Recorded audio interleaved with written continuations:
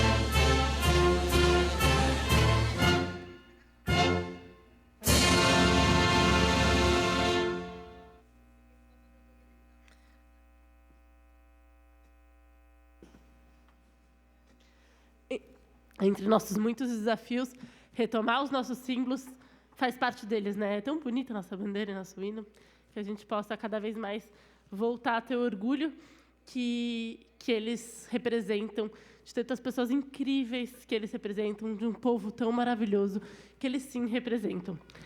Mas antes de começar a falar, eu quero então agradecer a presença de todas e todos e convidar então para a composição da mesa. Ou eu tinha que falar antes? Bom, eu vou agradecer os presentes.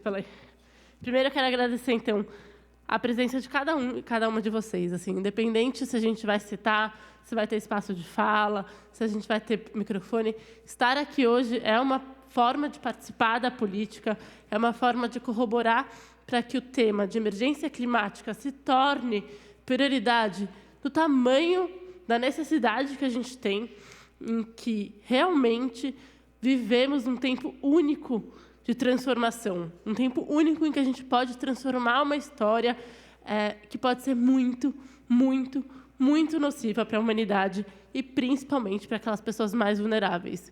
Então, estar aqui hoje, com certeza, é um prazer.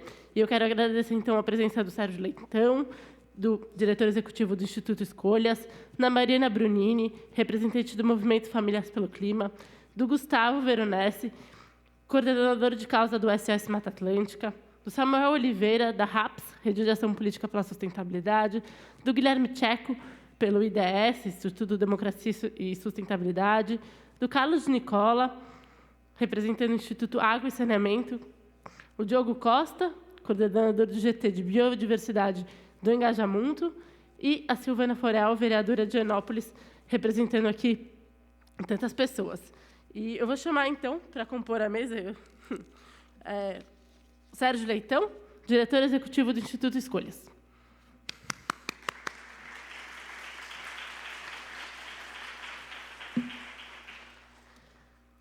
Mariana Brunini, representante do Movimento Famílias pelo Clima.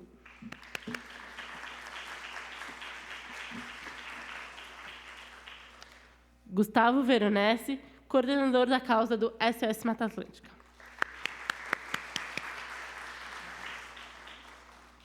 E Diogo Costa, coordenador do GT de Biodiversidade do Engajamento.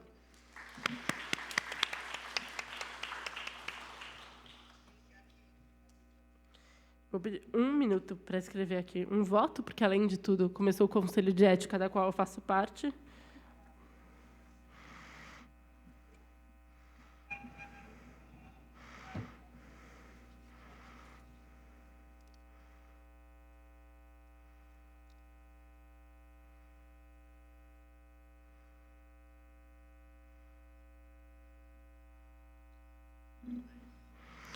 Pronto.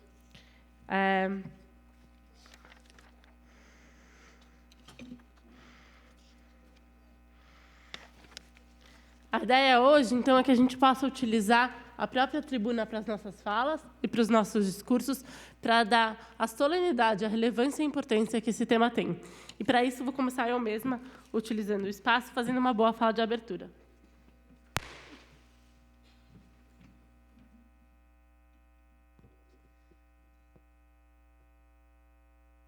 Quero também cumprimentar a todas as pessoas que estão nos acompanhando nesse momento pela TV Alesp. Esse evento está sendo transmitido ao vivo, ou que venham assistir em algum momento, e a todas as colegas e colegas deputados dessa casa que estão nos acompanhando. E, nesse momento, também os convido para participarem da solenidade e coautorarem o nosso projeto de lei, que iremos protocolar hoje, com uma relevância extremamente urgente, que decreta emergência climática no estado de São Paulo. E a gente está aqui hoje porque, nesse momento, está acontecendo a 16ª COP da ONU, em que mais de 196 países estão discutindo o tema da mudança climática. E a gente entende que, para além desse espaço de discussão, a gente precisa aproveitar essa brecha de oportunidade, de visibilidade do tema na sociedade, para fazer avançar concretamente ações que possam, de fato, mitigar as mudanças climáticas, que possam fazer frente aos nossos grandes desafios ambientais, mas também levar em consideração o grande impacto que isso tem. E antes de eu começar aqui a contar um pouco para vocês como foi esse processo e o que a gente tem feito para isso, quero dizer que eu me sinto muito representada nessa COP pela sociedade civil. Eu sempre me senti muito representada pela juventude, pelos jovens, e, nesse momento, os jovens têm feito um trabalho incrível a falar de abertura de Chai Suruí, uma liderança indígena dos povos originários que fez a fala mais importante, colocando a perspectiva que o Brasil tem e pode ter em primeiro lugar, colocando a importância dos povos originários e da fala e da voz da juventude e das mulheres em primeiro plano. foi incrível e eu me sinto muito representada, mas por outras tantas ativistas, como Flávia Bellaguarda, Camila Camilo, que têm feito um trabalho incrível. Mas, pela primeira vez, eu também me sinto representada pelas mães pelo clima. E acho que nessa fase de transição, eu me sinto extremamente contemplada em ver que existe, aqui a Famílias pelo Clima vai falar, um movimento fundamental de pessoas que olham para os seus filhos e também se comprometem e lutam pelo combate à mudança climática, pelo mundo mais sustentável e mais justo, a partir da perspectiva de uma luta para os seus filhos. E aqui eu acho que eu falo com esses dois papéis. Eu falo sim pela juventude, sim pelo nosso futuro, sim pela nossa construção coletiva, mas também falo como mãe de 2 crianças pequenas, no Martim, de 4 anos, e da Lara, que vai fazer 2, e que me move e me impulsiona a agir agora, a agir com urgência por essa causa. E eu me sinto tão contemplada por esses 2 papéis que vim aqui trazer para vocês, entendendo que nós juntos temos que construir soluções, temos que nos engajar com o tema. E a gente está aqui porque estamos em crise, ou melhor, em meio a muitas crises. A crise humanitária, social, cultural, de comunicação, da disputa pela verdade, econômica, dos valores. A gente está em crise ambiental. E quando a gente fala das nossas muitas crises políticas, das muitas crises que a gente vive simultaneamente, a crise ambiental é a mais crítica, severa e profunda, pois afeta a todos, sem exceção. E ameaça principalmente o quê? A nossa sobrevivência. Eu tive uma oportunidade na vida de viajar para Altamira, no Pará, fazer uma imersão sobre se Belo Monte deveria ou não ser financiada nos anos de 2010, em que a gente já falava que aquele projeto não fazia o menor sentido, como de fato não o fez, e como de fato teve todos os impactos negativos que a gente comentou e apontou naquele momento. Mas naquela viagem a gente conversou com algumas lideranças indígenas, os povos originários que seriam profundamente impactados pela obra, e um cacique falou para mim, falou para o nosso grupo, e isso me marcou profundamente, que não é sobre a natureza, em primeiro lugar, porque a natureza ela é muito maior, mais forte, mais resiliente, mais maravilhosa do que a gente imagina. E a natureza vai se reinventar e continuar existindo. É sobre nós, humanos, e as condições de vida que nós temos em relação com a natureza que a gente precisa atentar para isso, que a gente precisa cuidar da natureza para sermos cuidados. E essa fala tem uma força tão grande, porque é assim que eu vejo a nossa necessidade de pensar enquanto grupo social, como que a gente pode avançar na pauta do clima no Brasil. Infelizmente, ele morreu de Covid, mostrando como também as nossas crises sociais e de saúde e a forma que a gente enfrenta elas estão profundamente interligadas. As mudanças climáticas são um fato concreto, como já demonstram cientistas e pesquisadores, e como muitos de vocês são especialistas no tema. E são intensas que se configuram como crise, reconhecida, inclusive, por organismos financeiros e internacionais, como o Banco Mundial. A mudança do clima destrói ecossistemas, modifica os padrões de chuva, dissemina doenças, reduz a produtividade da agricultura e da pesca, acarreta a escassez de água potável e implica mais fenômenos de extremo e de maiores magnitudes, como ondas de calor, secas, frio, inundações, tempestades e furacões, além de inundações de zonas costeiras. A gente está falando que, no fim do dia, é de fome e de falta d'água, um dos maiores riscos que a crise climática pode ocasionar para a vida humana. Essas alterações causam impacto na vida de todas as pessoas, mas aquelas que vivem em condições e áreas mais precárias tendem a ser ainda mais afetadas. Por isso, não se trata apenas de uma preocupação com o meio ambiente e com o futuro das nossas gerações, mas também com uma preocupação social imediata daqueles que mais sofrem com as diversas formas de desigualdade. A gente está aqui fazendo essa sessão solene em São Paulo, no Brasil, e a gente não pode se furtar de falar que as pessoas que mais sofrem, são mais impactadas, são as pessoas em maior situação de vulnerabilidade social, que no Brasil é a população negra, por isso que é tão importante falarmos sobre racismo ambiental, e são as mulheres. As mulheres que carregam e constroem as famílias e que são as mais impactadas por todos esses temas que eu falei. A gente entender que precisamos não só sermos levados em consideração e termos pessoas negras, mães, mulheres, pessoas quilombolas, pessoas indígenas sendo levadas como prioridade na discussão de mudança climática, de adaptabilidade e de políticas públicas, mas também precisamos ser escutadas na construção de soluções. E essa COP tem, pelo menos, dado essa grande contribuição pelo mundo. Essa COP tem deixado clara que não existe construção de soluções sem escutar todas as pessoas, sem escutar as pessoas mais impactadas, que no Brasil são as pessoas negras, as pessoas periféricas, os povos indígenas e originários e as mulheres. Já fizemos um esforço para enfrentamento dessa situação. Aqui vale lembrar o compromisso adotado pelas partes no Acordo de Paris, em 2015, de alcançar neutralidade climática até 2050, por meio de um bom e avanço processo de cooperação, que é um avanço importante que a gente precisa reconhecer da construção de soluções possíveis na humanidade. Mas a gente precisa ir além e a gente precisa ir agora. Para isso, todos os setores, governos, empresas, organizações sociais e nós, cidadãs e cidadãos, precisamos agir de forma coordenada para o enfrentamento dos fatores causadores de climáticas. E não é fácil. Se fosse fácil, a gente já tinha feito. Pelo tamanho do desafio que tem à nossa frente, é que isso tem que ser a nossa prioridade absoluta. Nesse sentido, os setores que atuam nos níveis infranacionais têm a responsabilidade de atuar em seus territórios, no âmbito de suas capacidades e competências, com a mesma intensidade e urgência. E eu, como deputada estadual, não me furto desse debate. Entendo que, sim, é fundamental que o Congresso Nacional faça e assuma sua responsabilidade, mas a gente precisa levar esse debate para todos os âmbitos da nação.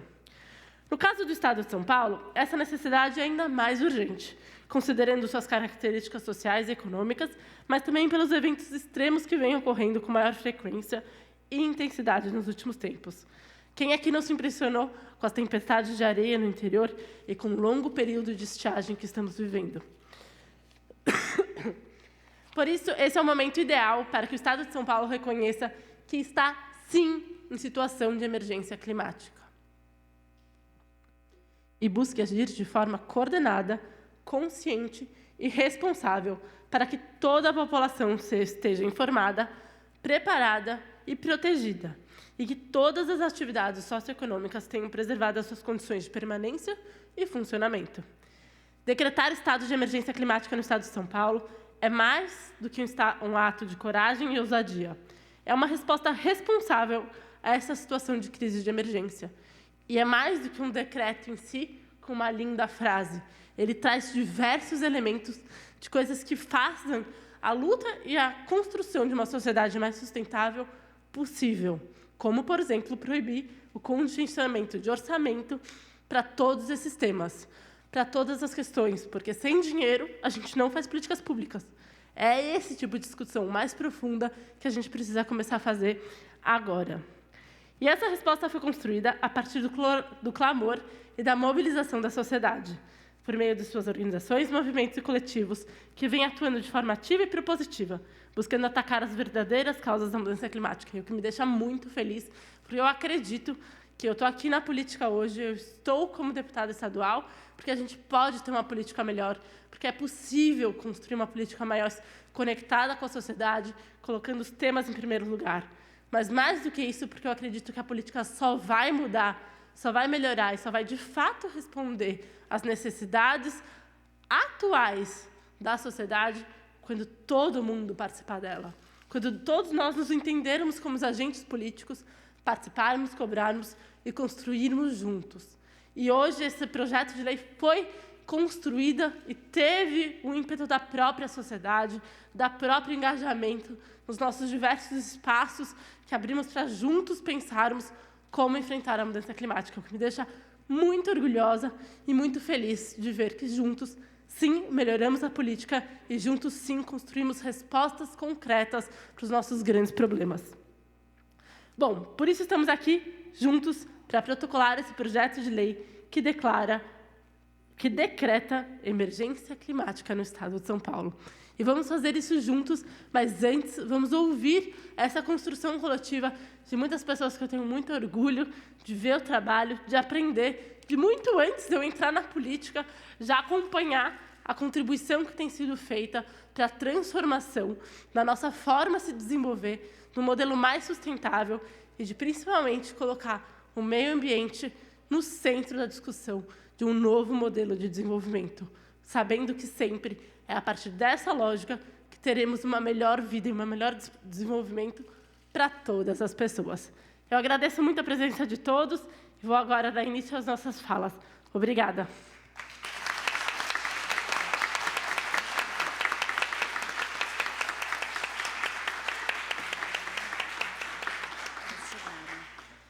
Tá bom.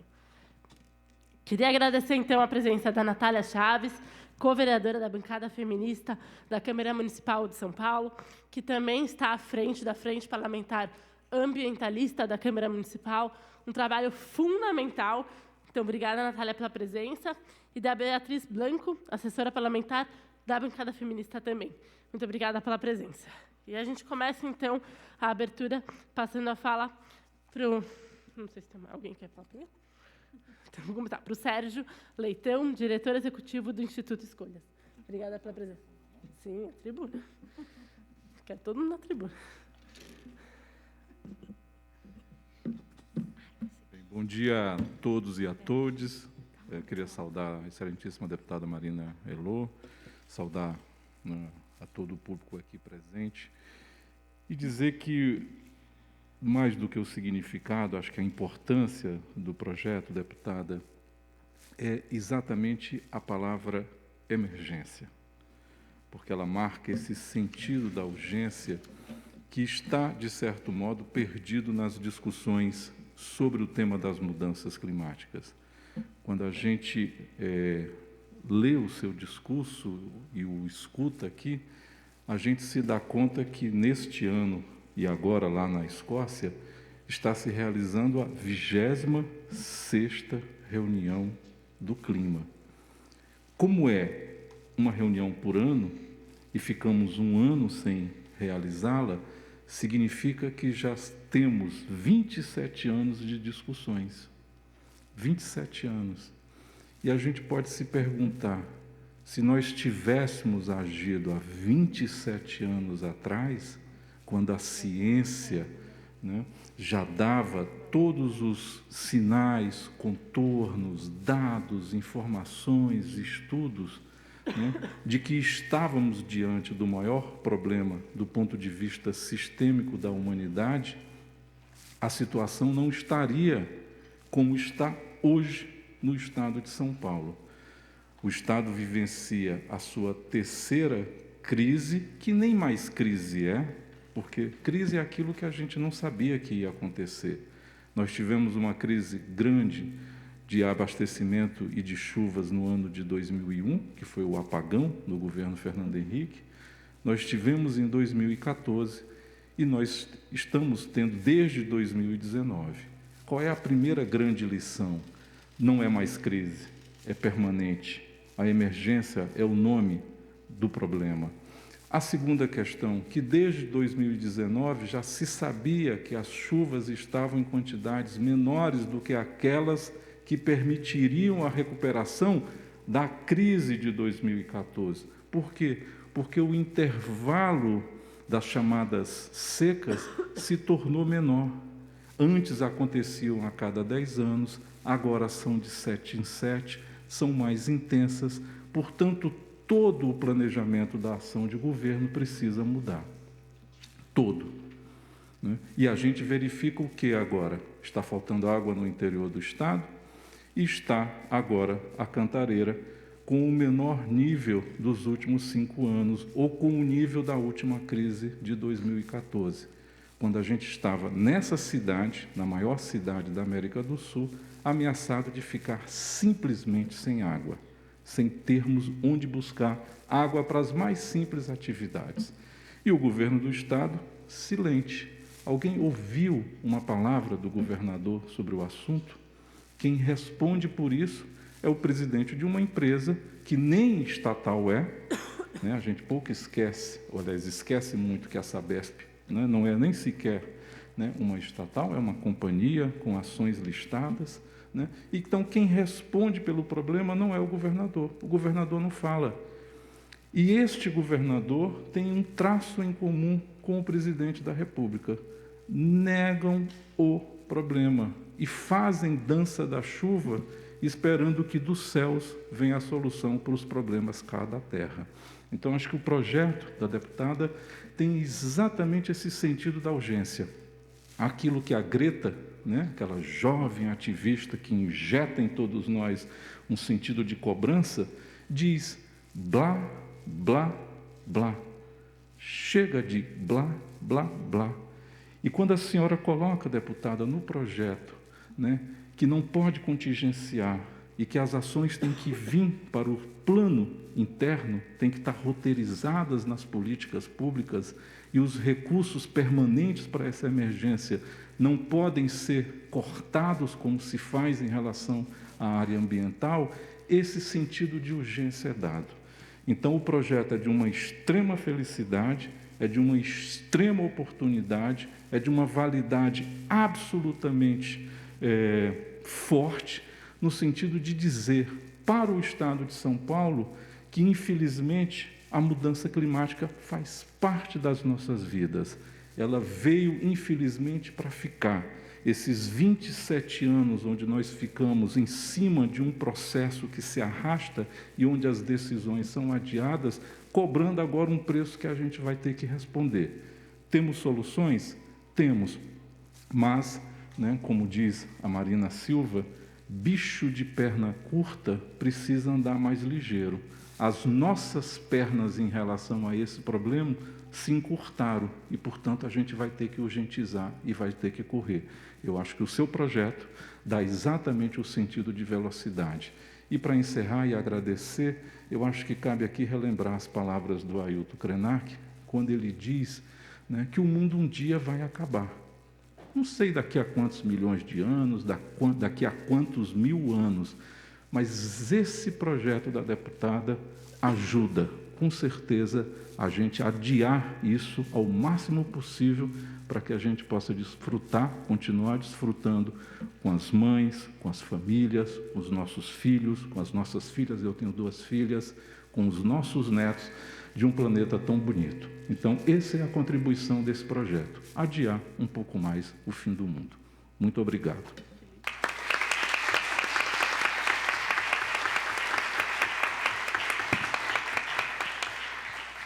Querido Sérgio, obrigada por trazer a citação. Quem não leu esse livro, extremamente recomendo, Ailton Krenak, Como Adiar o Fim do Mundo. Fico honrada de dar uma contribuição junto com vocês aqui hoje para isso. Então, agora eu vou chamar a palavra para o Gustavo Veronese, da SOS Mata Atlântica. Gustavo.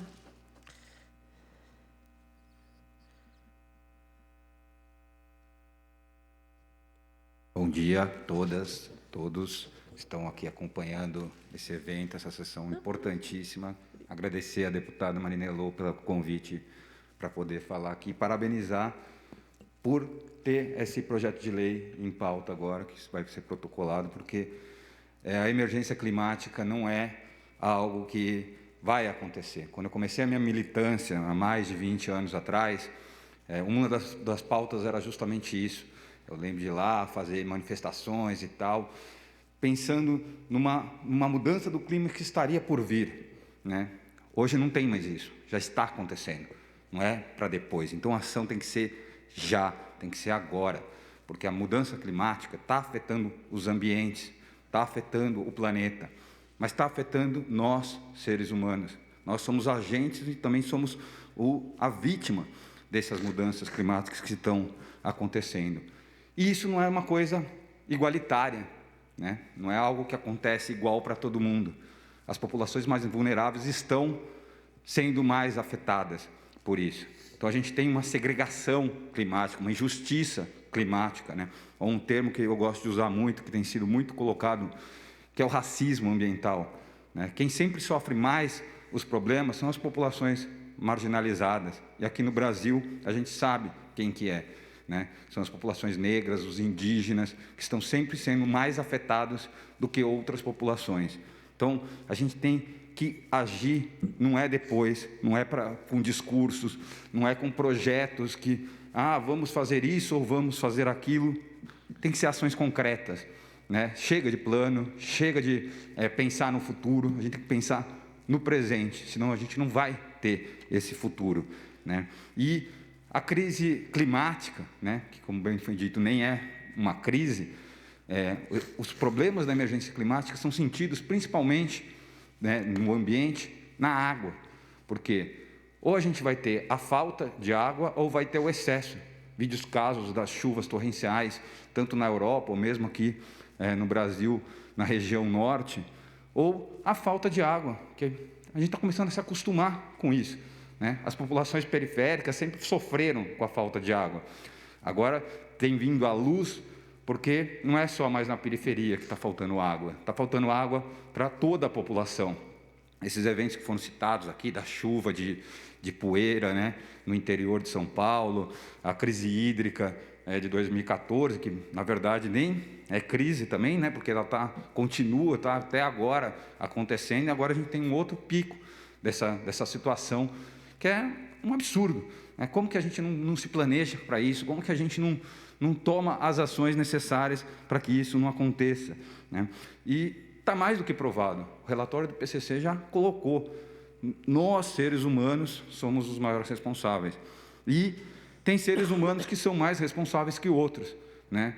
Porque já também foi feito várias pesquisas que os bilionários têm um impacto no ambiente muito maior do que populações mais pobres. Então, colocar no bojo de toda a humanidade o problema é uma injustiça, porque alguns poluem, alguns trazem um prejuízo muito maior por conta do seu estilo de vida, por conta do jeito que vive, do consumo que faz do planeta e dos recursos que o planeta tem, que são finitos. Será que ainda não perceberam que os recursos são finitos? Será que esse discurso do crescimento econômico a qualquer custo vai dar certo? Parece que não está dando. Parece que a gente já está numa situação bastante complicada, né? Então, a gente tem que agir já. As ações têm que acontecer para ontem e não para depois. E, no nosso caso, que a gente trabalha muito, são duas linhas principais aqui no Brasil. Primeiro, parar com o desmatamento, que é o que não está acontecendo. Ano após ano tem aumentado por causa de negacionismo, por causa de privilegiar determinados segmentos econômicos, e que a gente acaba não criando possibilidades de ter um desenvolvimento econômico aliado a uma preservação ambiental. Isso é possível. Só não é possível na cabeça de quem não quer, de quem está pensando em lucro imediato, que as coisas, que o dinheiro venha da forma mais rápida. Só para esses que não é possível. Mas é possível sim, e tem soluções sim para melhorar essa situação. Então, evitar o desmatamento é muito importante, né? E isso acontece também na Mata Atlântica, porque normalmente a gente pensa na Amazônia, né, dado o significado que tem essa floresta. Mas na Mata Atlântica, que a gente está agora, o problema também persiste. Estamos desmatando a floresta atlântica nas cidades, estamos desmatando para fazer os mesmos processos que já dão errado. A gente está repetindo os erros do passado. Até quando a gente vai continuar isso? Então, além de evitar o desmatamento, e aqui em São Paulo a gente diagnosticou que está aumentando também o desmatamento da Mata Atlântica, então não adianta ficar também só jogando a culpa para o governo federal ou para um governo municipal, a responsabilidade são de todos, né? E um outro passo tão importante quanto evitar o desmatamento é a recuperação ambiental, é a regeneração florestal, é recompor a floresta. E a Mata Atlântica é um lugar especialíssimo para isso, porque é uma oportunidade gigantesca de se restaurar a Mata Atlântica. E isso vale também para o estado de São Paulo. Então, essas são as duas ações que são urgentes, não podem mais ser deixadas para amanhã. Evitar o desmatamento e recompor a floresta nos lugares que são necessários e que são precisos. Então, esse projeto de lei vem muito a calhar para chamar a atenção e colocar a luz de que a gente não vai viver uma emergência climática, que a gente está vivendo agora e que a gente precisa agir já. Então, fica esse recado para que a gente juntos consiga melhorar essa situação. Muito obrigado, deputada. Obrigada, Gustavo. Agradeço pela sua fala e, da sua pessoa, agradeço todo o trabalho do SOS Mata Atlântica, que está há tanto tempo aí trazendo essa pauta importante. Agora eu vou dar a palavra para o Diogo, do Engajamundo, trazendo um pouco a perspectiva da juventude.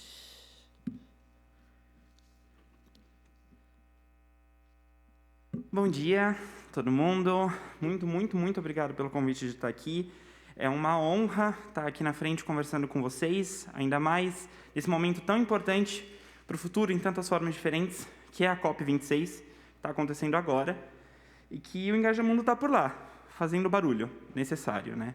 A Tchay, ela também é da delegação do próprio Engajamundo lá, e é um orgulho muito grande de ver o Brasil representado ali por uma jovem indígena, mulher, que está trazendo a realidade do que está acontecendo. Num momento em que o governo federal está mentindo ou omitindo dados tão descaradamente, num contexto internacional, trazer esse sopro de verdade é um ato de coragem e é lindíssimo ver o que os jovens continuam fazendo lá.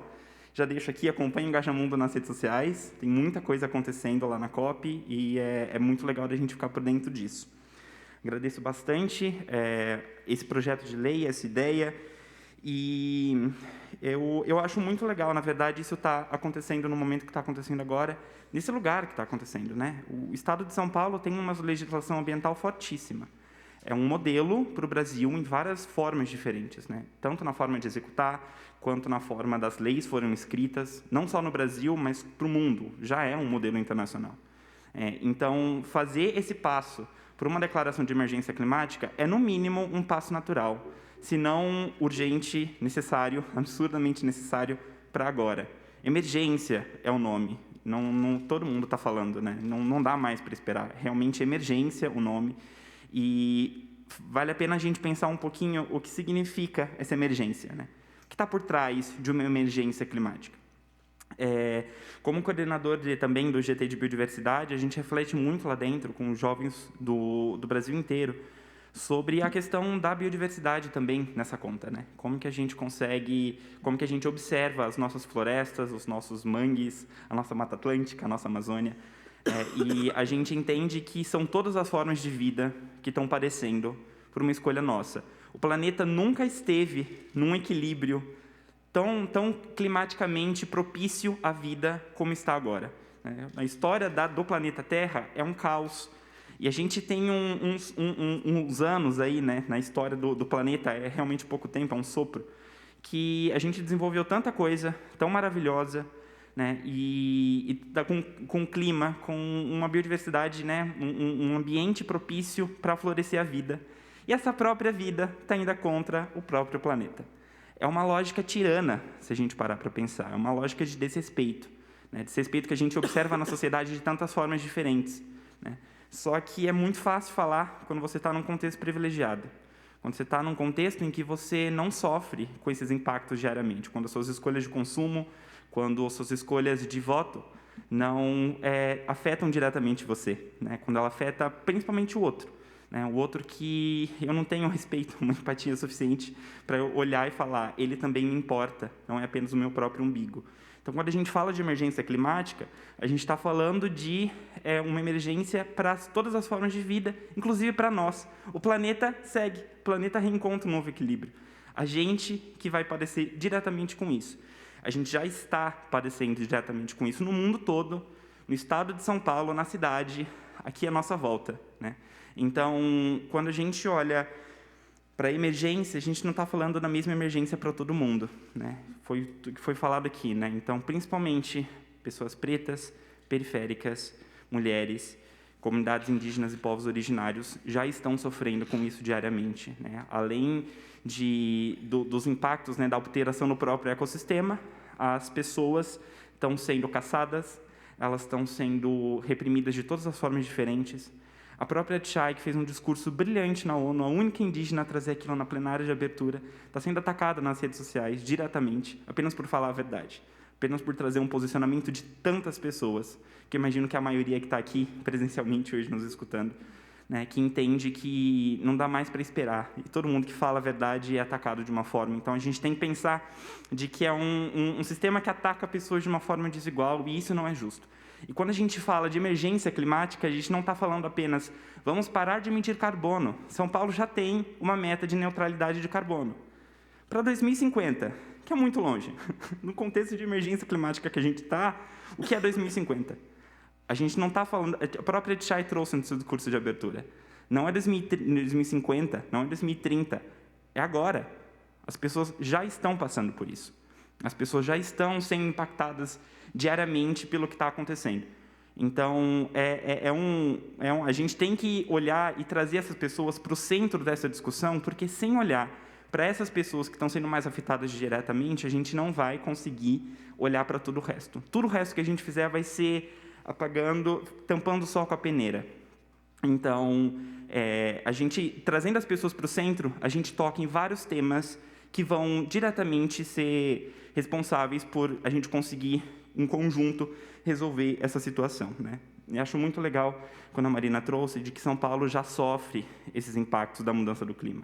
Todo mundo ficou assustado com as nuvens de poeira, todo mundo reclama da poluição de São Paulo. Qualquer um que vem do interior, né, aqui eu também represento o núcleo local do Engajamundo de Piracicaba, todo mundo que vem de Piracicaba para São Paulo reclama, né, da poluição, que é uma coisa discrepante. Isso na cidade de São Paulo, mas o estado de São Paulo tem uma diversidade absurda, né? A gente tem florestas lindíssimas, com uma biodiversidade super preservada, e a gente tem áreas completamente degradadas, a gente tem mares e mares de cana, a gente tem mares e mares de eucalipto, a gente tem áreas intensas de urbanização desregularizada, né, descontrolada. Então, é uma complexidade muito grande você pensar no ordenamento de tudo isso, então é por isso que isso precisa ser visto agora. Mas já tem todo o recurso, já tem estudo, já tem universidades de ponta, já tem pessoas interessadas em fazer acontecer, né? Eu conheço muitos funcionários públicos que estão ali interessados em fazer aquilo acontecer também, da área ambiental, e aqui eu trago meu reconhecimento, porque eu trabalho diretamente com muitos deles, e eu vejo que tem realmente gente que está interessada em fazer aquilo acontecer, né? Então, já está tudo na mão. É fazer, é apenas fazer, né? E a gente está falando também do Estado, que é o segundo maior emissor de gases e o mais rico do Brasil. Então, né, a gente está falando de que para fazer projetos de lei precisa de dinheiro. São Paulo tem dinheiro. Vamos fazer acontecer? Vamos fazer acontecer agora e fazer acontecer para todo mundo? Eu acho que é isso o ponto principal, assim, né? E, então, eu deixo também essa fala muito grande em nome das juventudes brilhantes que eu trabalho diariamente no Engajamundo, e que é o que inspira, é o que eu vejo e falo, realmente esse pessoal está querendo construir um futuro junto, coletivo, né? E é isso que faz toda a diferença. Eu vejo esse pessoal e eu tenho estímulo para seguir adiante, mesmo com tantas crises em cima de crises e porradas que a gente recebe diariamente, de tantas formas diferentes, né? Então, aqui eu falei bastante da Tchai, porque ela está bastante visível, mas são pelo menos 15 jovens diretamente da delegação do Engajamundo lá na COP e milhares no Brasil, todos os dias, lutando para mudar a sua própria realidade, para se mudar, para melhorar e para mudar a própria realidade, de onde mora, da família. Então, eu trago aqui essa fala bastante, trazendo esse posicionamento em nome deles e agradecendo por seguir em frente, não desistir, sempre entendendo de que, assim, fazendo agora, a gente consegue mudar esse cenário. Muito obrigado. Obrigada, Diogo. Reitero o convite para todos que ainda não acompanham o trabalho do Engajamundo, tem feito lá na COP, é super ativista, interessante, legal. E quero passar agora a palavra com muita alegria para a Marina Brunini, representando aqui Famílias pelo Clima.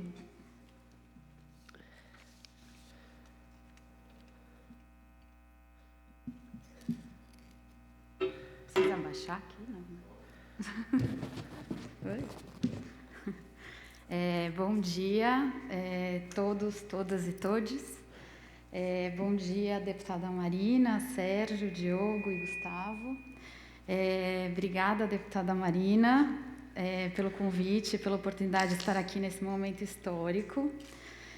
Meu nome é Mariana Brunini, eu sou representante do Famílias pelo Clima e, como vocês veem, eu não tenho muita familiaridade com esse tipo de coisa. O Famílias pelo Clima é uma rede global formada por pais, mães, tios, avós, madrinhas, cuidadores que se importam com as atuais e futuras gerações e as suas demandas por um futuro justo e limpo. E a gente está comprometido mundialmente a agir agora. O Famílias nasceu a partir da escuta das demandas dos jovens envolvidos nas greves pelo clima. Como o Sérgio comentou sobre, a gente se inspirou muito nesse movimento iniciado pela Greta. Só que a gente entende que nós somos os adultos e nós hoje ocupamos os espaços de tomada de decisão. Então, muito da responsabilidade para mudar está nas nossas mãos, né? Então, a gente se juntou desde 2019, formando esse grupo.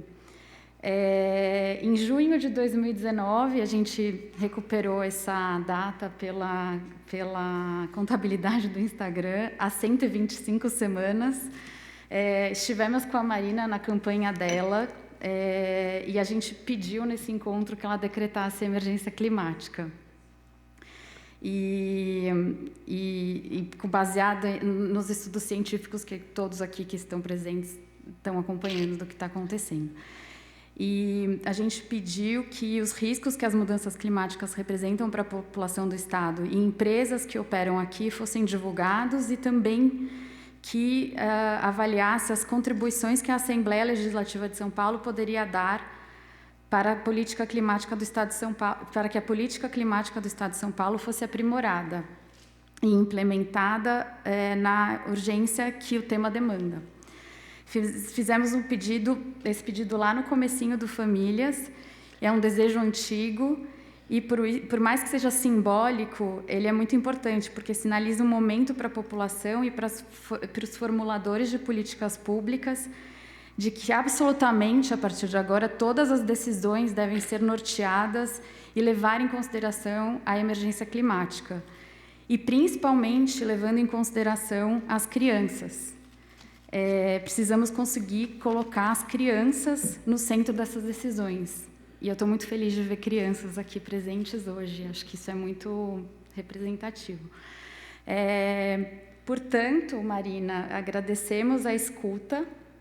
Estamos realmente muito felizes de ver tudo isso caminhando e reconhecendo o papel da sociedade civil, participando das decisões, principalmente com relação à emergência climática, que ainda é pouco falada no Brasil, e por isso a importância de ter mais gente falando sobre o tema, principalmente no legislativo.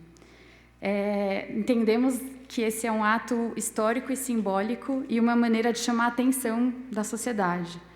É bom ver que a gente está sendo ouvido, e embora a pressão e a consciência não sejam tão grandes, é bom ver que o tema está crescendo. E o primeiro passo que queremos ver, né, acontecendo, de tudo isso que está escrito na lei, nesse projeto de lei, quando aprovado, será transformar tudo isso em programas, iniciativas, que o próximo passo venha rápido, como, por exemplo, adaptação para a mitigação de riscos. O entendimento que daqui em diante todas as leis precisam ter esse alinhamento. E aí a gente queria dar um exemplo, né, de lei desalinhada. Em 2019, o Legislativo aprovou uma lei, que é o Programa Incentivo Alto, que oferece subsídios à indústria automobilística sem qualquer contrapartida ambiental. Então, isso é um exemplo do que a gente não quer que aconteça daqui para frente. Estamos preocupados com a inação do poder público, com os formuladores de políticas públicas e tomadores de decisão. Entendemos que os compromissos são importantes, mas queremos ver ação. Estamos acompanhando o que está acontecendo em Glasgow, na COP26, mas a gente entende que o dia mais importante é o dia seguinte, quando terminar a COP, né?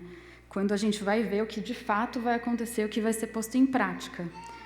Então, estamos de olho. Queremos ação, mais ação e menos promessas, e contamos com vocês. Obrigada.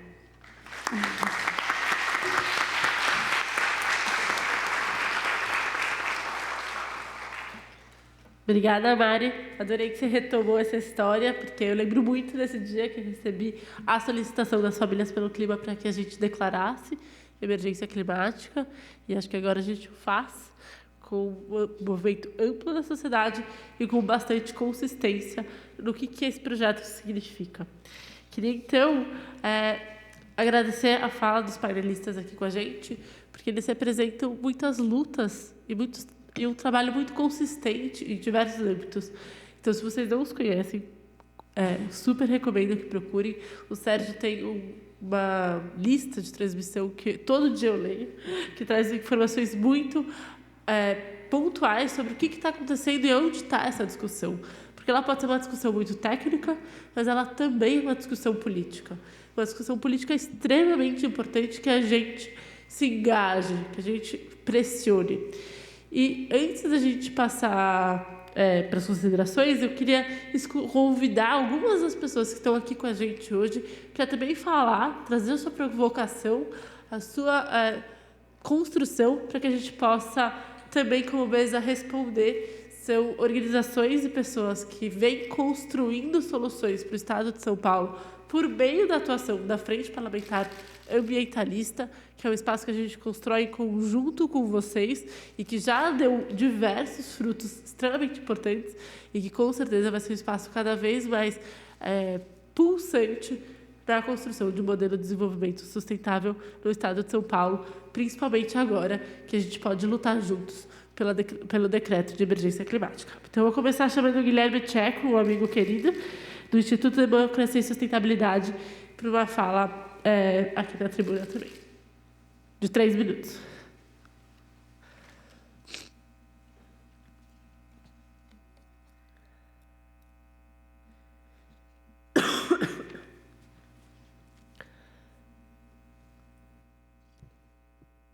Eu tenho que levantar um pouquinho. Bom dia a todos e todas, bom dia, deputada. Eu não poderia começar fazendo essa fala sem destacar, como a senhora própria destacou na sua fala, o papel e o olhar da juventude. Essa conversa e essa ação que a gente está tendo aqui hoje, ela não existe sem esse olhar entre gerações. Acho que é essa perspectiva de futuro que nos une aqui. Especialmente a senhora sendo mulher, de 34 anos, decretando, fazendo, se dedicando para que a gente avance nesse sentido. Uma plateia aqui, pessoas presentes, onde também indica a força do seu mandato e a conexão com a juventude, presente aqui também. E acho que o Sérgio tratou de um ponto fundamental dos nossos tempos, que é negar o problema. De fato, esse é o passo inicial para a gente tentar avançar, e acho que o Sérgio destacou bem essa nossa dificuldade especialmente dos nossos governantes, em compreender o problema e ter uma comunicação clara, transparente com a sociedade. Então, acho que esse PL também nos ajuda nesse sentido. Nesse momento de COP, e esse olhar da juventude, de fato, é impossível não lembrar das palavras de lideranças como Greta e a nossa brasileira Chay Suruí, onde também a gente consegue ter essa dimensão do problema.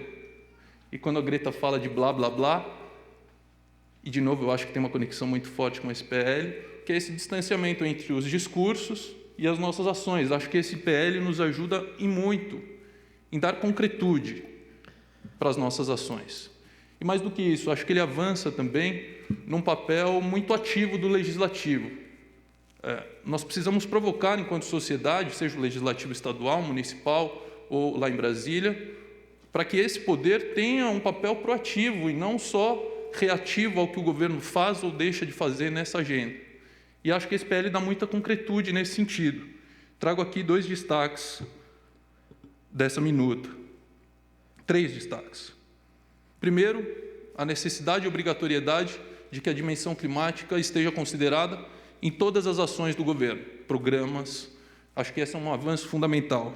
Em segundo lugar, a gente tem um bloqueio muito claro e objetivo de que nenhuma grana a menos para mudanças climáticas, ou se nós quisermos ainda, nenhuma grana a mais para aquelas ações que nos dificultem a enfrentar esse problema.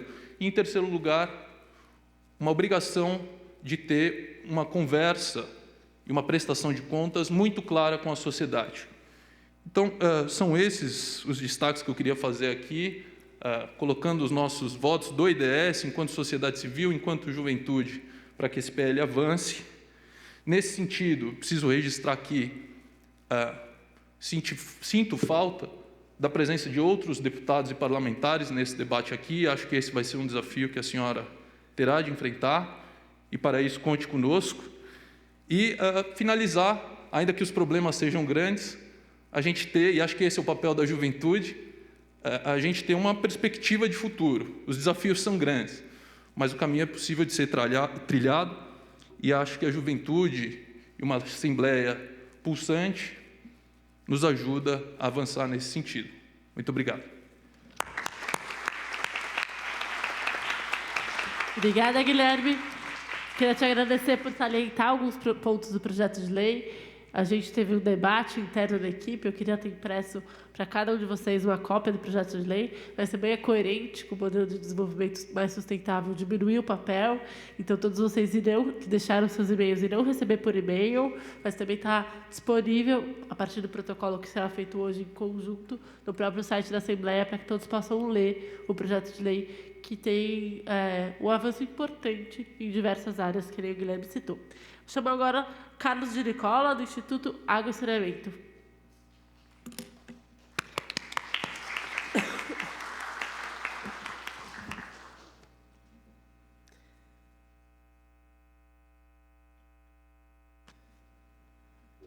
Boa tarde a todos, todas e todos. Obrigado pelo convite aqui ao IAS. A parceria com a da Marina Elô não é de hoje, né?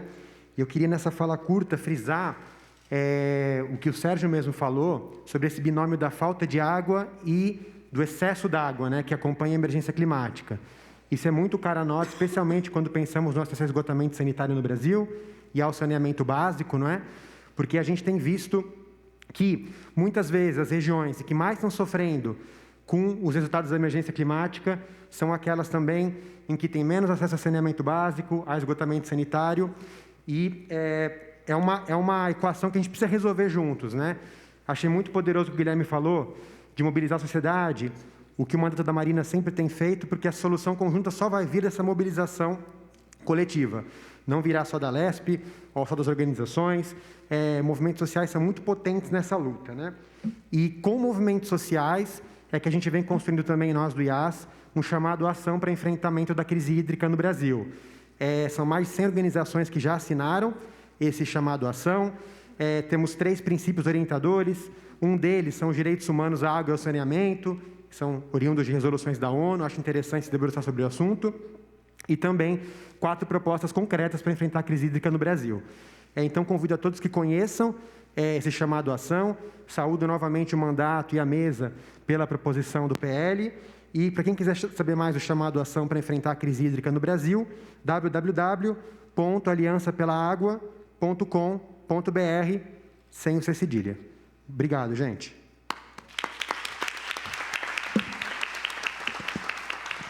Saneamento básico talvez seja uma das intersecções entre clima e direitos humanos mais claro que a gente consiga fazer, que a gente pode fazer. É um dos direitos mais essenciais de dignidade humana e mais negados no nosso país.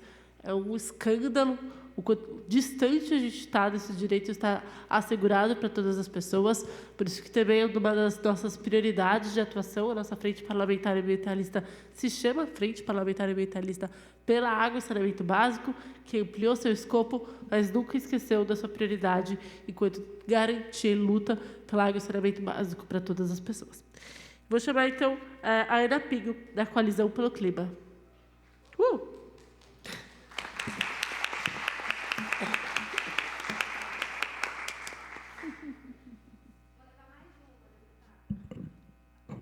Bem-vinda, mais uma.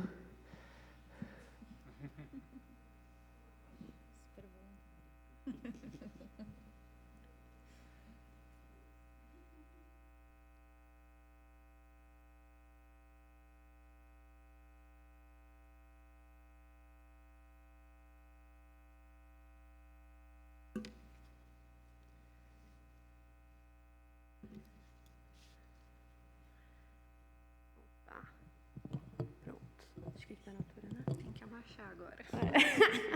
É verdade. Bom dia, gente. Fiz questão de trazer a Natasha aqui comigo, porque a Coalizão pelo Clima é um coletivo de pessoas, de indivíduos, de organizações. Inclusive, a gente tem aqui outros membros que estão usando outros chapéus. Esse aqui acho que é meu. E a gente está aqui muito feliz em ver finalmente essa demanda que já foi feita em tantos estados, tantos países, ser concretizada aqui em São Paulo, protocolada.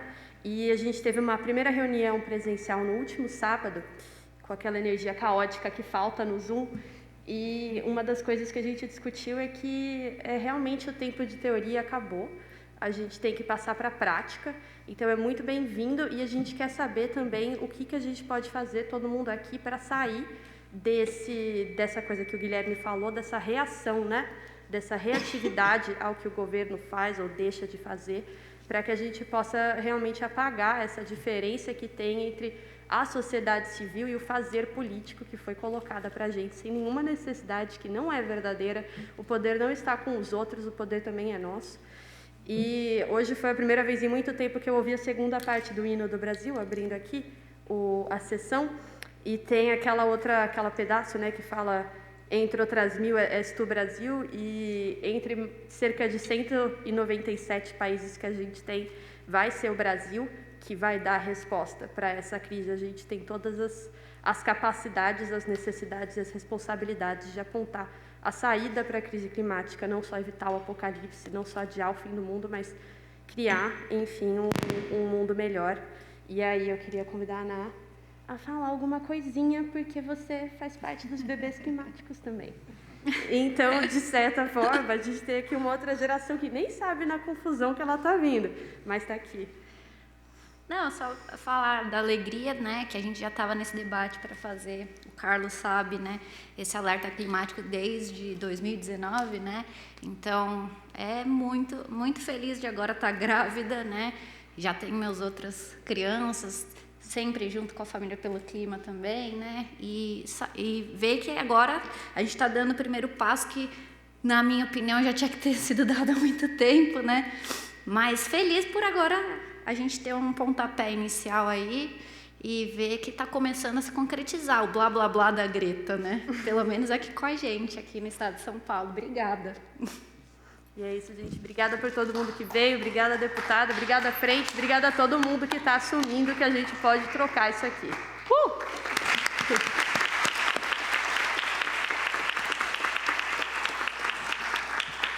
Obrigada a vocês, que a gente possa ter muitas mais mulheres jovens, mulheres grávidas, crianças ocupando essa tribuna e construindo esse futuro. E eu pensei a mesma coisa na hora do hino hoje.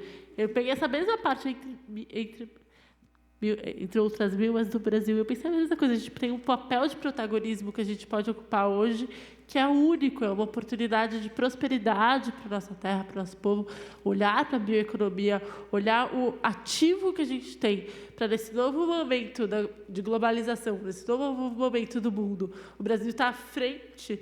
É uma oportunidade única que a gente não pode mais repetir os erros do passado, como foi dito aqui, e a gente precisa aproveitar e a gente vai fazer isso juntos. Então, eu fiquei muito feliz, mas passo agora a palavra para o Samuel Oliveira, da RAPS, que é a Rede de Ação Política para a Sustentabilidade. Acho que foi dito aqui da ausência de outros colegas deputados, da distância que a gente está desse tema em relação aos nossos parlamentares e representantes eleitos. Escrevi um artigo essa semana no Congresso em Foco sobre esse tema, que a gente não pode perder de vista a importância de termos mais políticos comprometidos com a sustentabilidade, e a RAPS faz um bom trabalho para isso. Bom dia a todos e a todas. Deputada, parabéns pela iniciativa dessa sessão solene no dia de hoje. Eu venho aqui em nome da nossa diretora, Mônica Sodré, que não pôde estar presente, que ela está lá na COP, junto com outras grandes personalidades, como o pessoal do Engajamundo, que a gente tem acompanhado de perto lá, todo o ativismo que estão fazendo. Para nós é uma alegria muito grande ter a Marina como membro da nossa organização, a RAPS, mas também é um grande desafio porque ela nos provoca, neste momento, a poder compartilhar isso com mais lideranças políticas espalhadas pelo Brasil. Felizmente, a gente pode ter ações neste momento, e são ações neste momento que vão mover o mundo, e a gente não pode ficar para trás. Ao mesmo tempo, a deputada Marina traz aqui uma provocação, mas é uma provocação que tem que gerar ação. Então, que esse projeto possa provocar a ação do poder público, das forças políticas, porque assim como a sociedade civil, a gente acredita que grandes transformações acontecem através da política e através dos políticos.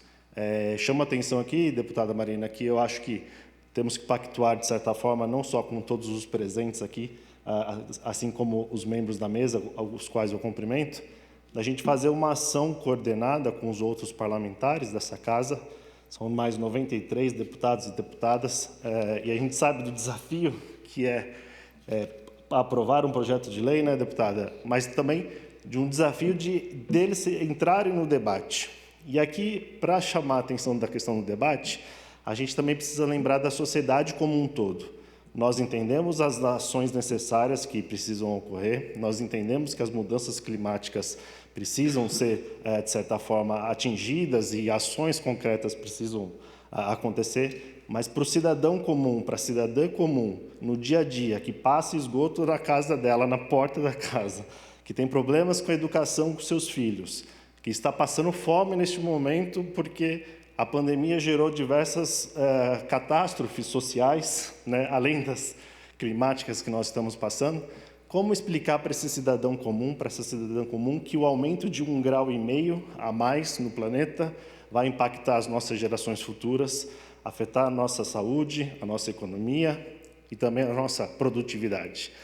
Então, deputada, eu acho que, assim como todos nós aqui entendemos esse assunto, a mesa aqui composta entende muito bem esse assunto, nós precisamos explicar para o cidadão qual é o impacto de 1,5 grau. Porque, de certa forma, e a gente passa isso no dia a dia, a gente passa de 30 graus Celsius para 15 graus Celsius à noite. Como essa discrepância de 15 graus, na cabeça do cidadão comum, 1,5 grau não é nada. A gente passa isso no dia a dia. Então, deputado, eu acho que além do trabalho legislativo, que felizmente você traz, e a gente quer espalhar isso para outras assembleias, assim como no Congresso agora foi protocolada a PEC 37, né, de também colocar na Constituição a emergência climática, que nós temos que fazer um trabalho no dia a dia com cidadãos, explicando a diferença, que isso vai impactar a vida deles no dia a dia, e que, de certa forma, as nossas gerações futuras, assim como a deputada que tem um filho de 4 anos, eu também tenho, a gente fica pensando cada vez mais qual vai ser o futuro que eles têm. Então, que sejamos proativos nessa provocação, mas que também possamos fazer um engajamento de toda a sociedade, porque entre ter alimento na mesa e se preocupar com a mudança climática, a relação é muito difícil. E nós temos a responsabilidade, e felizmente, liderados pela deputada Marina, de fazer esse trabalho no dia a dia. Obrigado.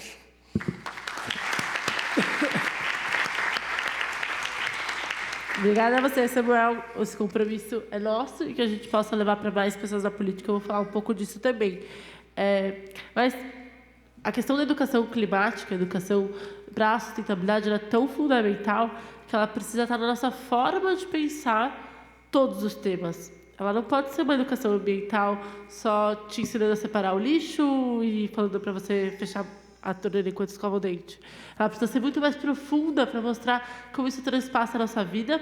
Foi importante que o governador Dória se comprometeu lá na COP com vários movimentos de juventude pelo clima de instaurar aqui no estado de São Paulo uma educação climática de fato.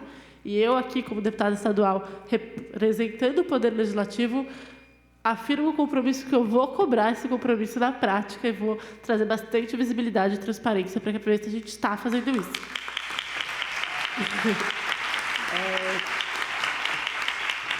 Agora eu quero chamar com muita alegria, tem feito um trabalho incrível na Câmara Municipal de São Paulo, a codeputada Natália Chaves de Oliveira.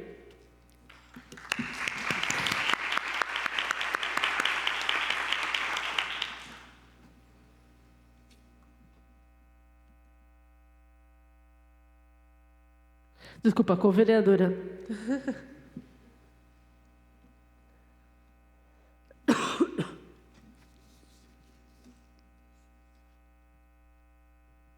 Olá, bom dia a todos aqui presencialmente e também assistindo pela TV Alesp. Agradeço ao mandato da deputada Marina Elô pelo convite e por essa incrível iniciativa, né? Além de parabenizar, a gente agradece realmente porque é uma necessidade, né?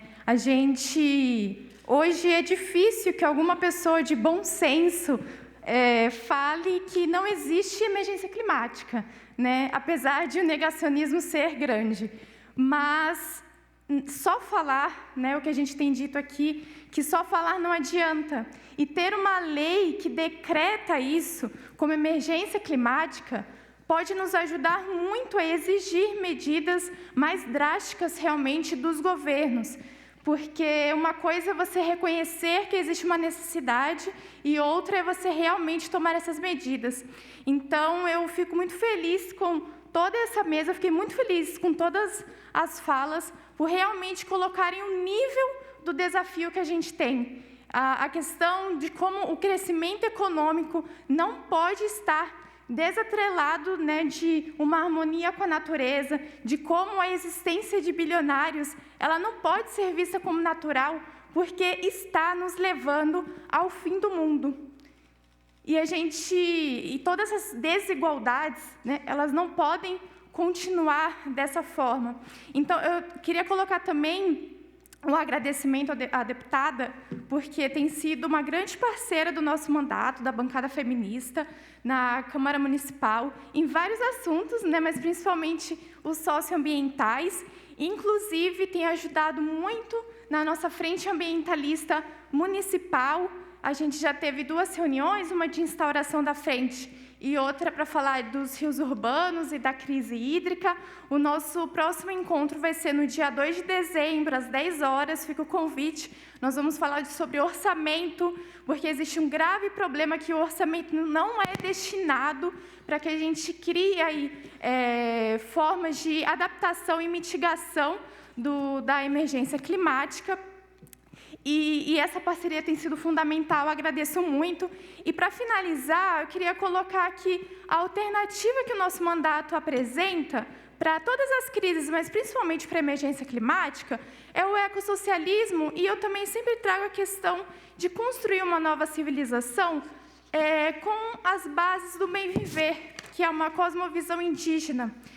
E eu sei que essa não é a mesma alternativa que outras pessoas aqui presentes se apresentam, mas eu fico muito feliz de a gente estar conseguindo unir esforços para enfrentar a emergência climática, porque esse é um grande desafio e, para isso, a gente precisa de uma frente realmente ampla, porque a gente está falando da nossa vida.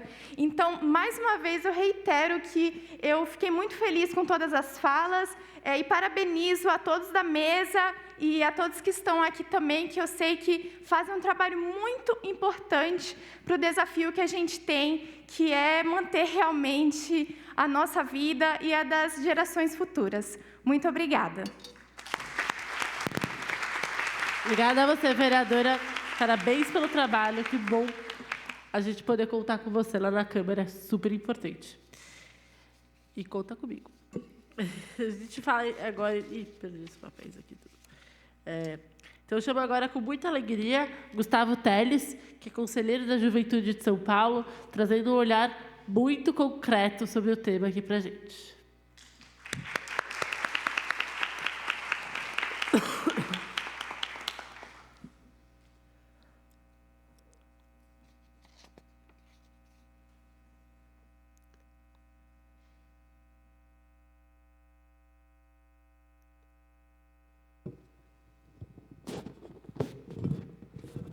Olá, bom dia a todos. Muito obrigado, deputada Marina, pelo convite.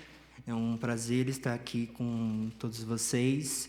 E eu estou muito feliz também de poder estar representando a juventude que nós sabemos que vem fazendo um trabalho incessante na defesa do meio ambiente, contra todo o descaso e todo o sucateamento na parte climática e do meio ambiente em nosso país. Eu me identifico muito com a frase: ser jovem e não ser revolucionário é uma contradição genética.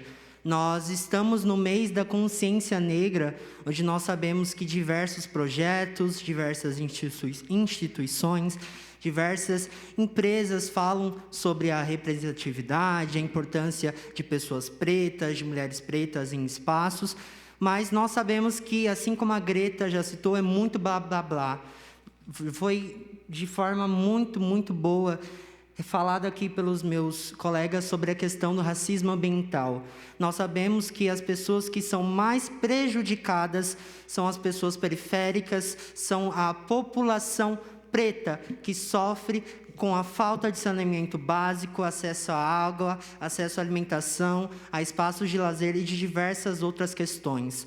O estado de São Paulo se orgulha muito de ser um dos estados mais desenvolvidos da América Latina, mas pergunto a vocês aqui presentes, do que adianta sermos um dos estados mais desenvolvidos, dos estados mais ricos do mundo inteiro, se nós não estamos construindo um mundo para as futuras gerações, para as próximas gerações que virão, que não poderão colher dos frutos bons que nós estamos construindo atualmente. Gostaria de parabenizar a deputada Marina Elô por seu trabalho. Conte conosco, conte com a juventude na luta pela defesa do meio ambiente e de todas as questões socioambientais. E parabenizo também a mesa por suas falas. Muito obrigado.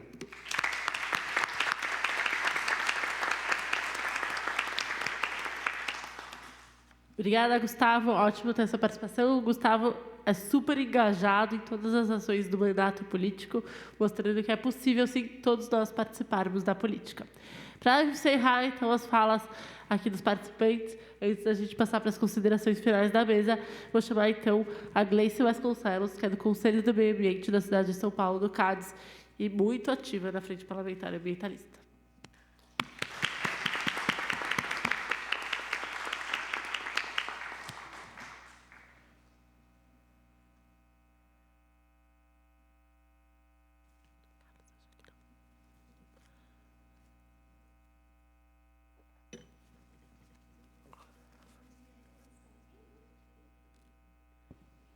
Então, bom dia a todos.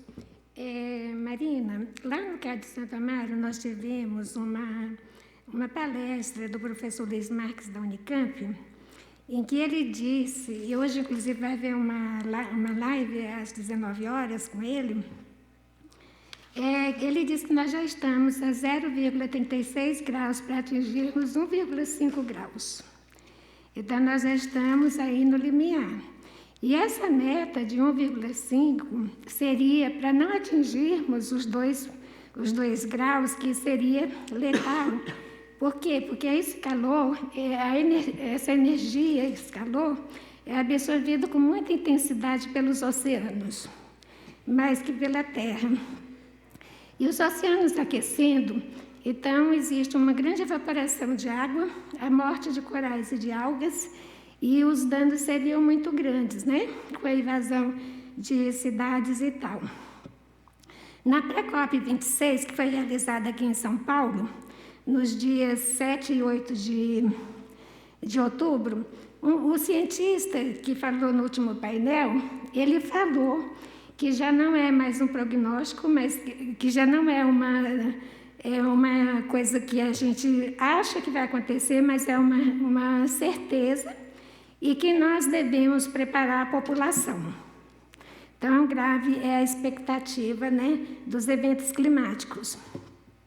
Então, eu não li ainda o seu projeto, mas eu gostaria, assim, de propor, se não estiver no seu projeto, que nós façamos palestras, levando ao conhecimento da população nas escolas, nas universidades, e nesses trabalhos que existem com as demais cidades, as demais prefeituras, que isso seja levado a eles. Por quê? Porque nós só vamos conseguir mobilizar, você falou do distanciamento ainda dos nossos políticos, na hora que houver pressão popular. E nós só vamos ter pressão popular se as pessoas souberem por que elas devem pressionar. Então, eu acho que o trabalho de educação, agora, neste momento, é de fundamental importância para que nós possamos mas lidar com a emergência climática, né? E também, eu queria pedir também para que houvesse uma atenção sobre a PL 391 do município de São Paulo, não é, que eu gostaria que vocês vissem, não vou entrar em detalhe porque nós não temos tempo. E existem projetos em São Paulo de pegar metade da frota de ônibus e mudar, né, o modo de combustível, que seria o elétrico, né? Mas eu acho que a gente tem que preservar as árvores, porque as árvores, elas são o que há de mais simples e barato para a gente combater a emergência climática. Então, nós temos que preservar. Esse PL já vai contra isso.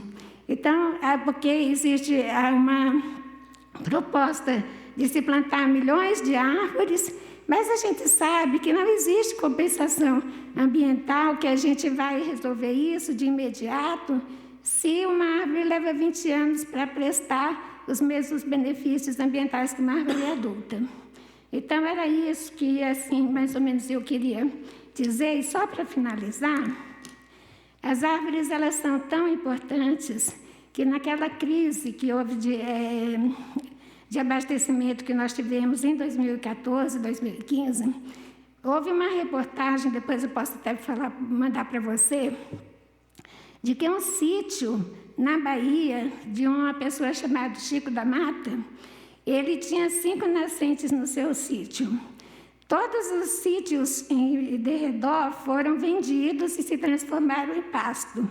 O que aconteceu? Faltou água para todo mundo e a prefeitura ia buscar justamente no sítio do João da Mata, com as 5 nascentes, a água para abastecer a região. Então, a gente tem que preservar, olhar bem com carinho o processo de licenciamento ambiental.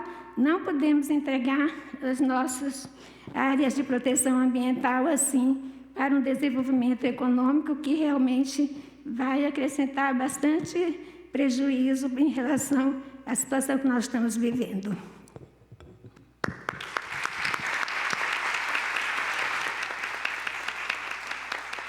Muito obrigada, Gleice. Pode contar, junto, inclusive, com as vereadoras aqui presentes, para que a gente possa acompanhar os projetos de lei aqui na cidade de São Paulo. E a frota de ônibus já é lei, a gente precisa cobrar. Mas eu queria agradecer a sua fala, porque a gente falou muito da juventude hoje aqui. Mas várias vezes, na minha história de militância no tema, falaram, isso é uma questão da próxima geração, que bom que a próxima geração vai resolver. E eu sempre respondi que não. Esse é um desafio comum a todas as pessoas que estão vivas hoje. Todas as pessoas têm esse desafio da gente construir um novo modelo de desenvolvimento que seja sustentável, que combata as mudanças climáticas e que coloque essa questão como uma prioridade absoluta.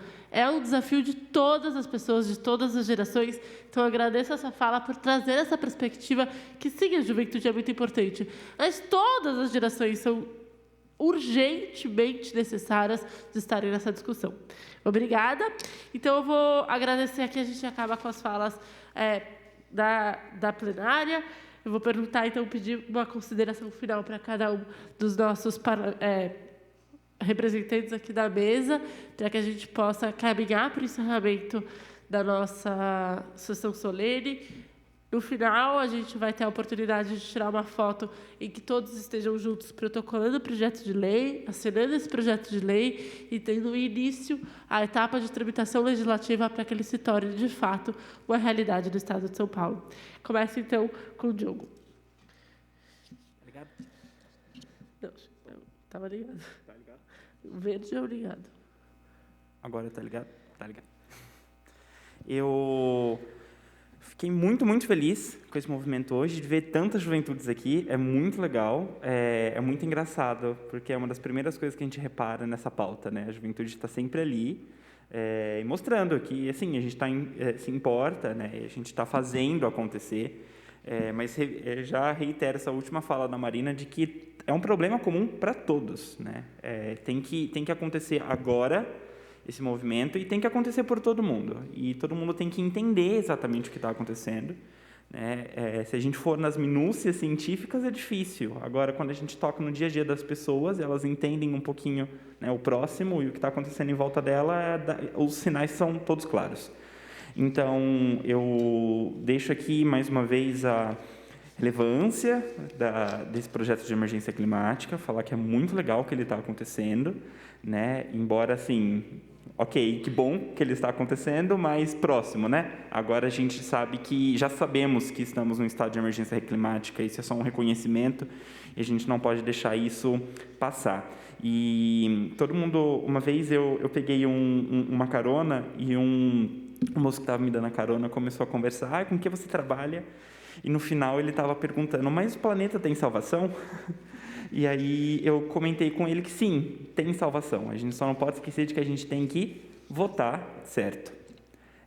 Isso é muito importante, né? O ano que vem é muito decisivo, eu acho que todo mundo está bem ciente disso. Então, porque todas as metas, né, que a gente tem falado, né, 2030, os ODS vão até 2030. 2030 são o quê? 2, 3 gestões de prefeito, né? Quanto de presidente, né? Então, assim, de governador. Então, a gente tem que prestar muita atenção como que a gente vai votar ano que vem, porque as decisões estão acontecendo agora, né? E que seja alguém que visse essa bandeira e reconheça quais são exatamente os problemas e levar para frente. Tá bom? Espalhem essa palavra. Imagino que todo mundo aqui esteja, estou vendo bastante cabeça concordando, então espalhem essa palavra adiante e vamos reconhecer, né, a importância disso. Muito obrigado para a mesa, eu fiquei muito, muito feliz também de compartilhar esse espaço com todo mundo. Muito obrigado. Eu vou aproveitar e pedir para o Diogo, então, assinar o projeto de lei aqui, que a gente possa ir assinando o projeto de lei e protocolá-lo em conjunto. Mari. Bom, queria agradecer o convite. Estou super feliz, realmente, de estar aqui e ver essa mistura de pessoas.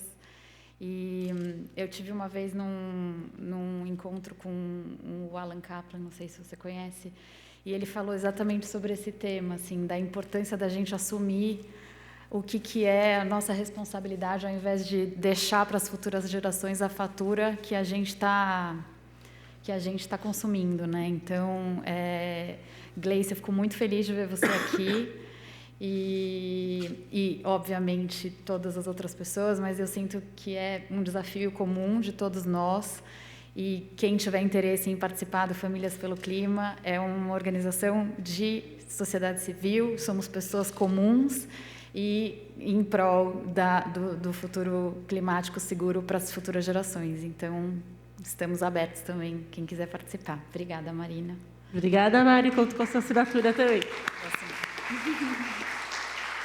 Sério? Acho que está ligado. Não, eu queria reiterar meu agradecimento e meus votos de parabéns à deputada Marina pela apresentação do projeto e destacar talvez só 3 rápidas coisas nessa minha fala de encerramento. A fala número 1 é o destaque que já foi dado, mas eu acho que nunca é demais repetir, da necessidade de que nós tenhamos orçamento para as ações de clima. O Brasil ele pratica uma perversão. Ele, na hora de desmatar, de destruir, de poluir, ele é rico.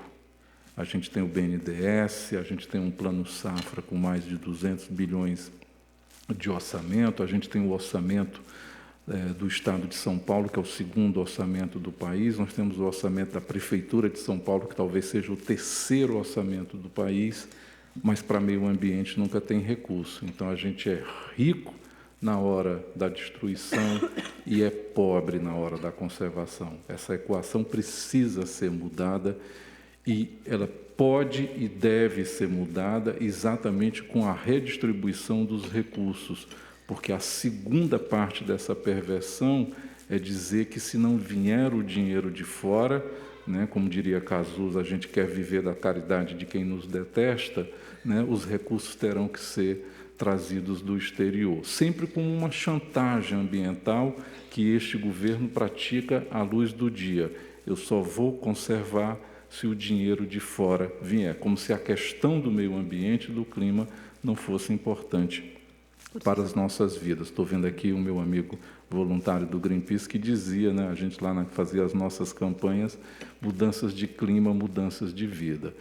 A segunda questão é não esquecermos que São Paulo já foi vanguarda na questão ambiental do Brasil.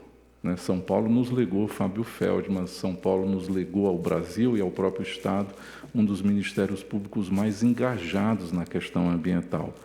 Mas São Paulo, no presente, nos legou Ricardo Salles, né? É um produto paulista, né, de uma visão de meio ambiente que faz São Paulo também ser, não a locomotiva do país, mas a locomotiva do atraso.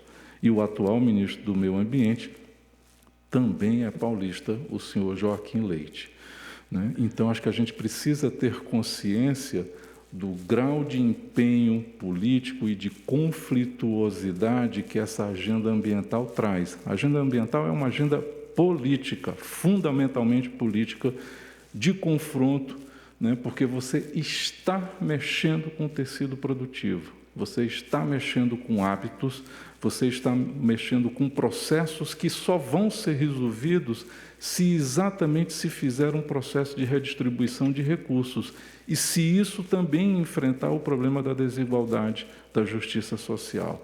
Então, acho que levar em conta, né, essas questões de que nós estamos falando da redistribuição do pote de recursos do orçamento do país, do Estado, do município, é fundamental. Não existe mudança climática sendo realmente tratada como uma questão séria se a gente não enfrentar os impasses políticos que a sociedade enfrenta. É uma luta grande, importante, mas a gente vai vencer. Muito obrigado e parabéns a todos, a todes, a deputada principalmente. Obrigado, gente. Obrigada, Sérgio. Te convido a assinar também. Super importante a perspectiva do orçamento. E o agradecimento é, de fato, para todos que estão aqui, que estão construindo e colaborando com a gente. Última palavra? Bom, eu primeiro quero pegar um gancho da fala anterior, que falando do direcionamento de recursos para empreendimentos que poluem. Porque no Brasil é muito barato poluir.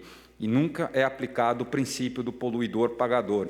Então, as empresas colocam lá na sua planilha o custo da poluição, se recebe uma multa, recorrem até a última instância, geralmente não se paga multa nenhuma, né? E fica muito barato poluir. Quando começar a doer no bolso, quando começar a doer no orçamento a poluição, aí talvez a gente consiga reverter um pouquinho essa lógica, né? E também trazendo investimentos públicos que possam ser direcionados a empreendimentos que não poluam, né? Então, a gente tem que levar isso muito em consideração. O aspecto econômico é, sim, importante.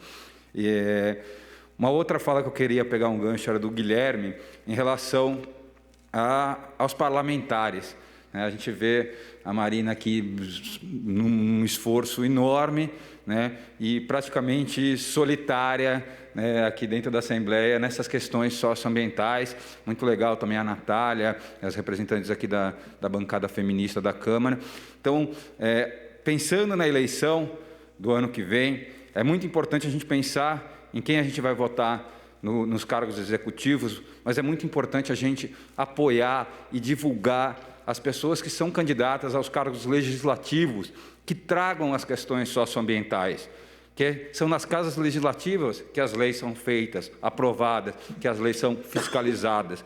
Então, não adianta a gente votar no candidato que tem uma pauta super legal para o executivo e votar para deputados e senadores que têm uma pauta totalmente retrógrada em relação às questões ambientais. Então, não só fazer a campanha para aqueles que a gente acha o melhor candidato, a melhor candidata, mas sim divulgar ao máximo as candidaturas que levem as pautas socioambientais adiante. A gente precisa ter mais Marinas, precisamos ter mais Natálias, precisamos ter mais pessoas agindo dentro das câmaras, dentro das assembleias, para que a gente consiga, de fato, melhorar as questões ambientais, que os discursos sejam feitos, né, de uma forma mais séria, diferente do que, às vezes, acontece de o discurso ser um e a prática ser outro, né? E, por fim, agradecer a oportunidade de estar nesse evento, de estar nesse momento importantíssimo de protocolar esse projeto de lei, né? As falas todas aqui, tanto dos meus companheiros de mesa, como também as pessoas que vieram falar aqui, elas se complementam, então significa que a gente tem uma sintonia muito forte entre o que a gente faz, entre o que a gente fala, e que a gente precisa, sim, estar juntos. Eu acho que aqui a Frente Parlamentar Ambientalista aqui é um dos espaços importantes para a gente estar junto, para a gente trocar ideias, né?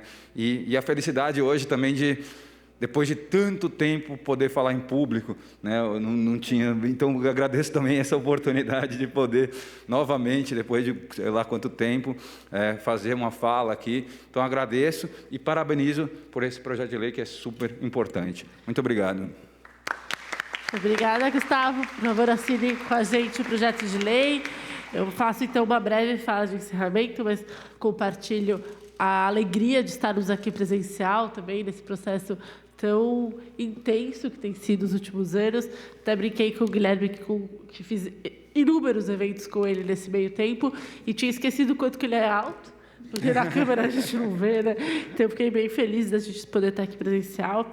Quero começar agradecendo 3 pessoas também que se engajaram comigo nessa construção do projeto de lei, que se engajaram nesse momento na construção dessa solenidade e, por infelizmente, questões de agenda não puderam estar com a gente hoje, que é o professor Pedro Jacobi, o professor Carlos Nobre e a sempre ministra Marina Silva, que foram sempre importantes referências para mim e nos ajudaram a construir esse projeto e essa solenidade. Quero começar agradecendo muito, especialmente os alunos do Lidera, que também estão aqui com a gente hoje. O Lidera é uma iniciativa do mandato para aproximar as pessoas da política a partir de uma escola, de um curso que fale como funciona a política com mão na massa. A gente fez um convite para quem pudesse acompanhar com a gente hoje, conhecer a Assembleia, estar aqui. Então, eu agradeço a cada um de vocês que estão se engajando na política, participando e vieram hoje acompanhar a nossa solenidade. Fazer uma fala importante sobre a reflexão que eu fiquei com, que não é uma crise. Crise é aquilo que a gente não espera que vai acontecer. O que a gente vive hoje é um projeto. É um projeto de descaso, é um projeto de modelo de desenvolvimento que não prioriza uma transição de matriz energética, que não prioriza os impactos do meio ambiente e que escolhe fazer isso desta forma. Então, não é uma crise de fato ambiental que a gente vive, é um projeto que não vai nos levar a lugar nenhum, que não vai levar a humanidade a continuar existindo, e os impactos seríssimos que a gente vai viver são na vida das pessoas mais vulneráveis. Então, que a gente possa, junto, construir um outro projeto de sociedade, e eu fiquei muito animada de ouvir as falas hoje, porque acho que a gente está caminhando nessa direção. A gente falou bastante aqui, né, de o que precisa ser feito em relação a mudanças climáticas. Acho que os pilares são claros, parar imediatamente o desmatamento, fazer um grande projeto de regeneração e reflorestar, conversar e construir projetos para mitigar e nos adaptar à mudança climática que já acontece, que já é real, cuidando principalmente das pessoas mais vulneráveis, do acesso à água e alimento. Mas foi muito falado aqui da importância de elegermos pessoas comprometidas com o clima. E, para mim, isso é um recado e um desafio que eu deixo aqui de forma coletiva para que se torne uma prioridade. Não basta a gente eleger pessoas muito incríveis, muito legais, progressistas, contra o Bolsonaro em diversas áreas, se a gente não colocar também na agenda de todas essas pessoas a importância da pauta do clima. Porque isso tem que ser uma prioridade de olhar de país. O Brasil pode ser um entre os 1000, pode ser um grande protagonista, que trazer um novo ciclo de prosperidade para o país, a partir de uma lógica da bioeconomia, mas a gente precisa colocar isso como prioridade. E, infelizmente, aqueles que queimam o país têm feito isso de uma forma muito, muito competente. A bancada do boi, como é chamada, mas a bancada de um agronegócio atrasado, que não representa o nosso agronegócio como um todo, mas que é uma parte extremamente infeliz, tem capitaneado um retrocesso no Congresso Legislativo incrível, de desmonte do licenciamento ambiental, de anistia a desmatadores ilegais, de grilagem e mineração em terras indígenas, de vários e vários retrocessos de pontos que a gente já tinha avançado como país. Então, que a gente possa, junto, fazer um compromisso de colocar isso na pauta política do país, porque será necessário para que isso se torne realidade. E os caminhos estão dados, né? Eu ia trazer aqui um pouco de tudo que a gente fez aqui. Tem muita coisa que dá para fazer, projetos de qualidade do ar, projetos pelo saneamento básico pela água, a própria frente parlamentar ambientalista, que tantos de vocês fazem parte, é um espaço muito potente, muito rico. A gente tem acompanhado e cobrado o governo estadual em vários avanços, como o próprio projeto Refloresta SP, que vai trazer 1,5 milhão de hectares de área regenerada, um grande marco, com participação da sociedade civil, com cobrança, o ICMS ambiental, que é um avanço, sim, em distribuir recursos para as cidades que mais preservam no Estado, o próprio compromisso Race to Zero, que é de zerar as emissões do Estado, que o Estado de São Paulo fez, são avanços importantes. Mas a gente não pode continuar sendo conivente, por outro lado, com incentivar altos da vida, com incentivo fiscal para quem polui, com uma visão para resíduos que não integram a cooperativa e não olham a oportunidade 360, pensando numa lógica de distribuição dos recursos e de inclusão nesse processo como fundamental para que ele seja, de fato, perene e concreto, como um olhar completamente displicente para as queimadas, como a construção de parques públicos sem um olhar, de fato, para o ambiente que aqueles parques estão colocados. Então, essa cobrança precisa ser feita. Contem comigo, contem com o meu mandato e conto com vocês para cobrarem os outros 93 deputados para que juntos a gente coloque isso como uma prioridade dessa casa. Que a gente possa colocar os objetivos do desenvolvimento sustentável como nosso norte, nosso pilar de construção de todas as políticas públicas, mas também as crianças dentro de uma junção de pautas que, para mim, são muito caras, como o nosso centro e o nosso olhar de uma nova forma de fazer. Quero terminar convidando vocês a se engajarem no tema, mas mais do que isso, convidarem a todas as famílias, no trabalho, os amigos. A gente precisa de todo mundo, que todos vocês possam engajar, até a sogra. Eu tenho a sorte de ter minha sogra aqui, engajei ela. Significa que a gente está no caminho certo, para que juntos a gente possa adiar mais um pouco o fim do mundo. Muito obrigada pela presença de todos. E daí, antes que minha equipe me mate, eu me perca aqui em todos esses papéis, a gente precisa tirar uma foto para que a gente celebre, então, um protocolo comum. E como que é a foto?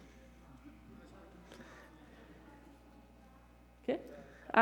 O Luizinho? Quero convidar, então, o Luizinho do protocolo para vir aqui para que a gente possa protocolar juntos o projeto. Vou convidar todos vocês para vir aqui. E o fotógrafo de cima para baixo, porque daí pega todo mundo protocolando também.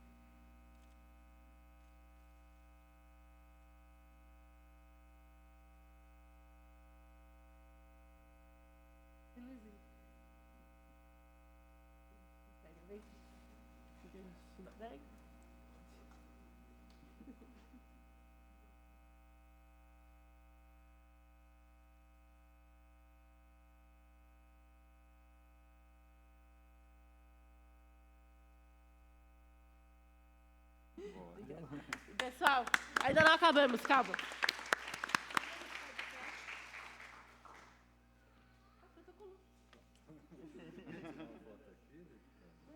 Protocolou, e daí protocolamos o projeto, e eu vou deixar ele aqui para todos vocês que queiram assinar esse papel, esse projeto, como parte de participação, que todo mundo possa assinar na última página também. O projeto protocolado vai ficar aqui. E antes de terminar, a Luana vai dirigir a gente. Dirige aí, Luana.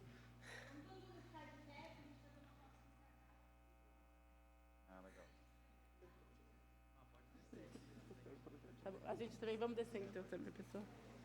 Eu, claramente, não sou a pessoa do cerimonial, né? Ignoro todo o cerimonial. Vou descer. Bom, eu vou descer também para tirar foto, eu vou ficar aqui no final para a gente poder se cumprimentar, convido a todos a assinarem o papel, agradeço a presença de todos e todos aqui presentes e dizer que eu não sou a pessoa melhor do cerimonial, então, antes de fazer isso, lembrei que eu preciso terminar o cerimonial aqui.